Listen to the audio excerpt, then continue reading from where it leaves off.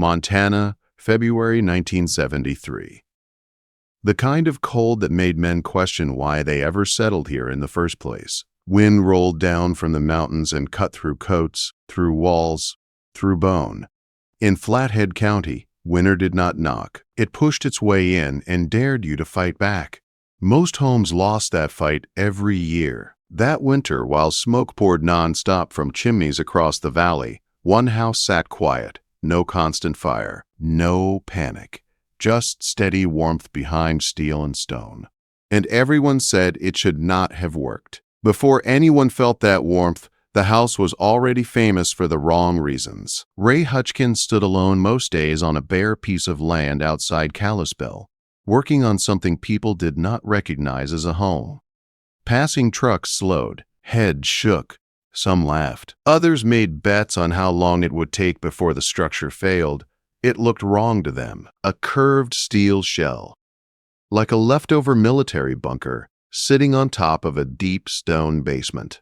No log walls, no peaked roof, no familiar shape. It did not fit the valley or its traditions. Local builders were blunt. One of the oldest contractors in the county took one look at Ray's drawings, laid them flat on the hood of his truck, and said it out loud. That is a death trap. Stone basements were known problems. Everyone had one story or another. Cold walls, frozen floors, damp air that never warmed up. In winter, they became ice boxes that pulled heat downward no matter how much wood you burned upstairs.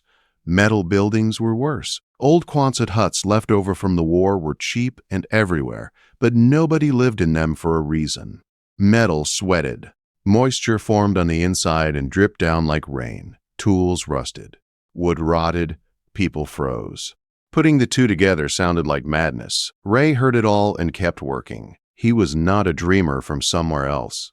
He grew up in Montana. He framed houses for 15 years, welded grain silos and barns for another 5. He had spent long winters inside well-built homes that still could not stay warm. He had watched families burn through cord after cord of firewood just to keep the inside air above 50 degrees. By February, people lived next to their stoves. They slept in shifts. They woke every few hours to feed the fire because if it died, the house went cold fast.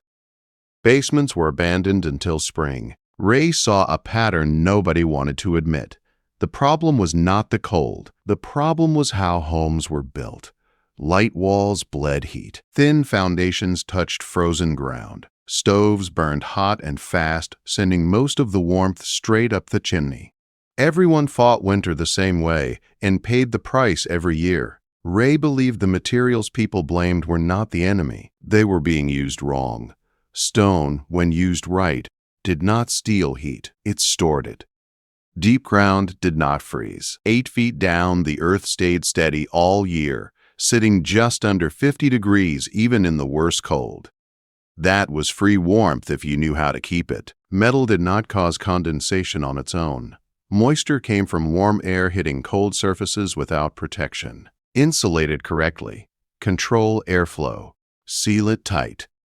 Then metal became one of the most efficient shapes you could build. No corners, no roof valleys. Just a smooth arch that shrugged off wind and snow. In the fall of 1972, Ray committed fully to the idea. He dug deep, 8 feet down into stable ground. He built basement walls from local sandstone, each block heavy in his hands, stacking them 2 feet thick. Thousands of pounds of stone wrapped the cellar. He left the floor as packed earth. No concrete slab to pull heat away. The ground stayed steady and dry. Small windows on the south side caught low winter sun. Nothing fancy, nothing wasted. At the center of the basement, Ray built the heart of the house. Not a metal stove, but a masonry heater made from fire brick. Thick, heavy.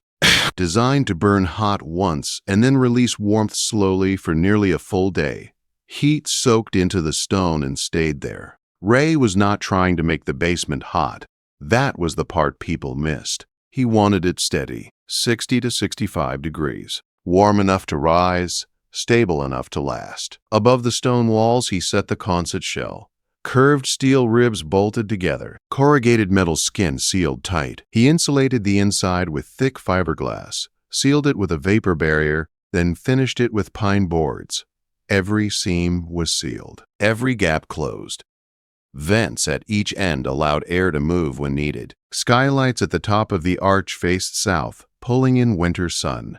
Warm air rose, cool air sank. The house worked with physics instead of fighting it. People said it still would not matter. Stone went cold. Metal would sweat. Ray would freeze. By December, Ray moved in. By January, the talk got sharper. At the diner, at the lumberyard, men said he would not last until February. They said the first real cold snap would finish him. Then the cold came. Temperatures fell below zero and stayed there. Wind howled for days. Fires burned nonstop across the valley. Smoke filled the air as families fought to keep pipes from freezing and children warm. Ray lit his masonry heater once a day. The stone absorbed the heat. The earth held steady. The steel shell kept the wind out. While the rest of Flathead County struggled through the coldest winter in a decade, something quiet and uncomfortable was happening inside that strange little house. And soon, the men who laughed the loudest would knock on Ray Hutchkins' door just to feel it for themselves. The cold did not ease up. If anything, it grew meaner.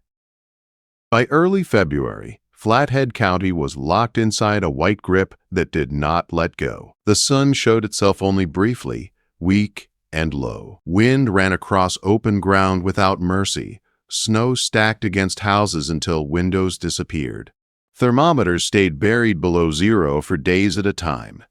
Inside most homes, life narrowed down to survival. Families closed off rooms they could not afford to heat. Bedrooms went dark and cold. Kitchens became living spaces. People slept in layers, coats still on, boots near the bed in case pipes burst in the night. Wood piles shrank fast. Men woke every 3 hours to reload stoves, eyes burning from smoke and exhaustion. Ray Hutchkins slept through the night. His house did not creak or groan. The wind slid over the curved steel roof and kept moving. Snow piled, then slid away. Inside, the air stayed calm. The warmth did not blast from a stove. It rose gently from below, steady and quiet. Ray fired the masonry heater early each morning. One hot burn, then nothing. No feeding, no panic. The stone basement absorbed the heat like a sponge and released it slowly through the day and night. On the third day of the deep freeze, Victor Carroll finally drove out to Ray's place. Victor was not there to learn. Not yet. He told himself he was just curious. He had built stone foundations for 30 years and trusted what he knew. Stone went cold. Metal sweated. That was fact. Ray's house was a mistake waiting to show itself. Victor parked by the stone steps as snow blew sideways across the yard. The wind cut through his coat. His beard held ice. He climbed the steps and knocked hard, expecting delay, maybe trouble. The door opened almost immediately. Ray stood there calm, sleeves rolled up, no jacket, no rush. Warm air rolled out into the storm. Victor blinked. He stepped inside without speaking. The difference hit him all at once. The silence, the even warmth.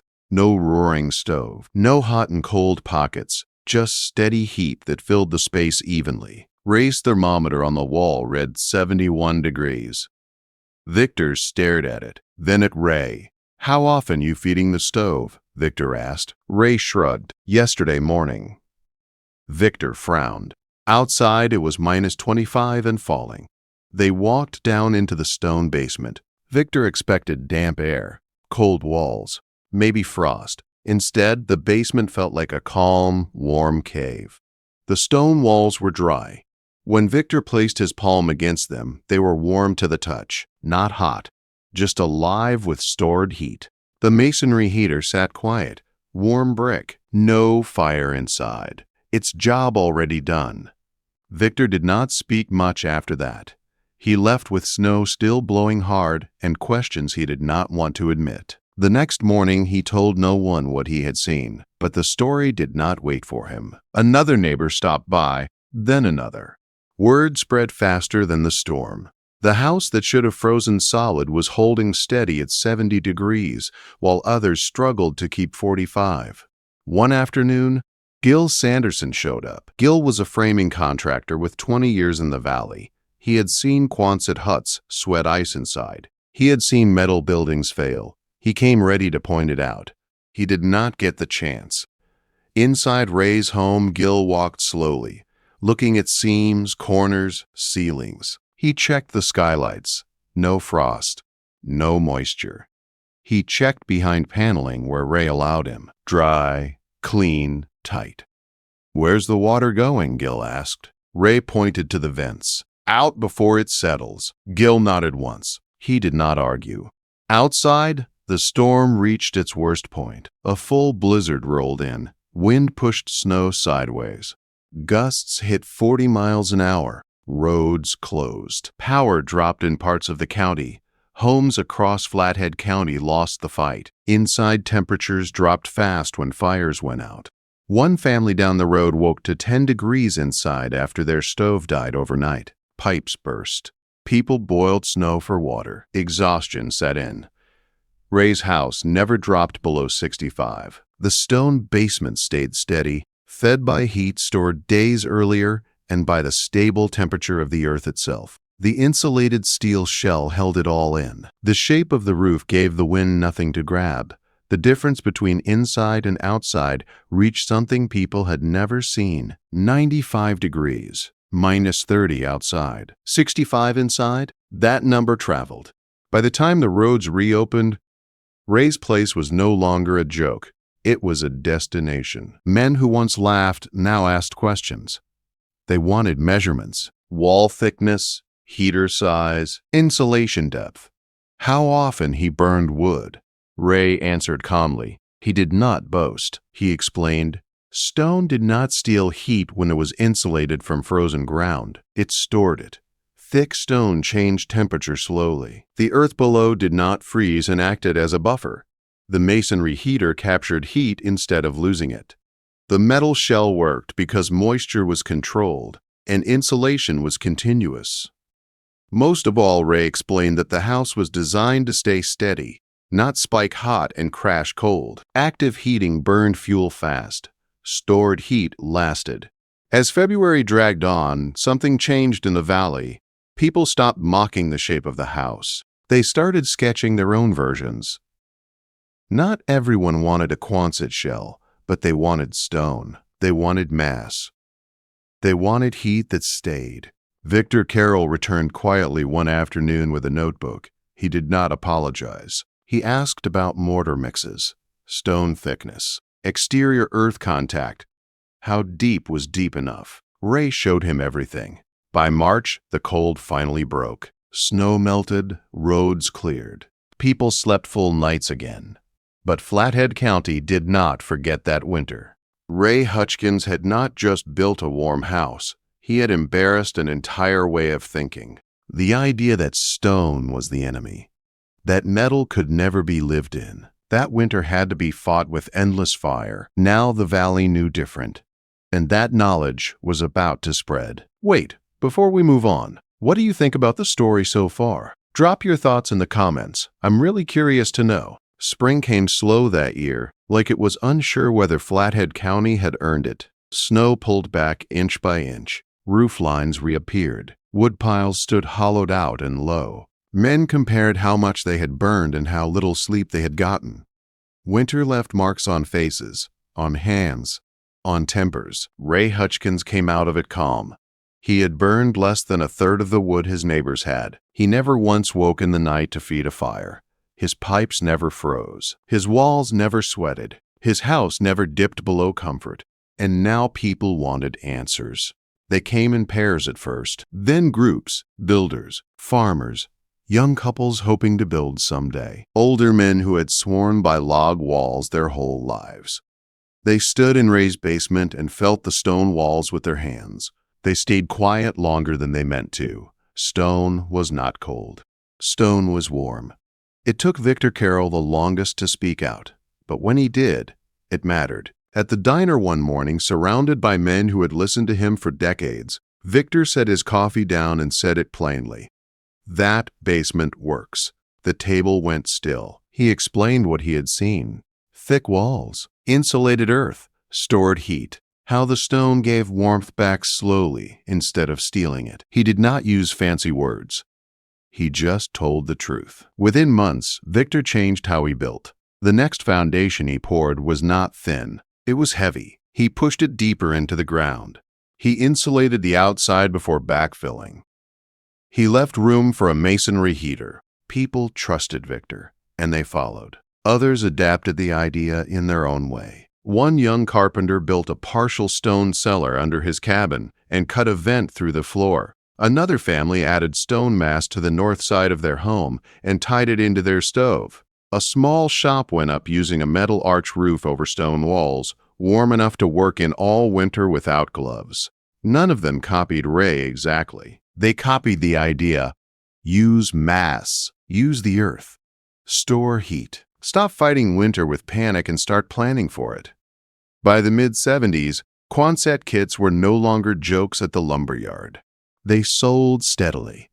Not everyone wanted one, but no one laughed anymore. Builders talked about insulation and vapor barriers like they mattered, because now they knew they did. Ray never patented anything, never sold plans, never gave speeches.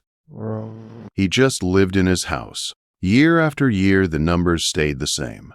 One fire a day, sometimes one fire every 2 days. Stable temperatures, quiet nights, less work, more comfort. People stopped calling his home strange. They called it smart. What Ray understood was simple, even if it took others time to see it. Stone does not waste heat when it is protected. It remembers it. Metal does not fail when it is sealed and insulated. It protects. The earth does not steal warmth when you meet it on its terms. It gives steadiness back. Winter does not need to be conquered. It needs to be understood. The coldest winter in a decade proved that. While others burned themselves tired trying to stay warm, one man let physics do the work. 55 degrees warmer, 1/3 the wood, no drama. Ray Hutchkins did not change Montana by force. He changed it by letting the truth sit quietly at 70 degrees while the wind howled outside. And once people felt that warmth for themselves, they never forgot it.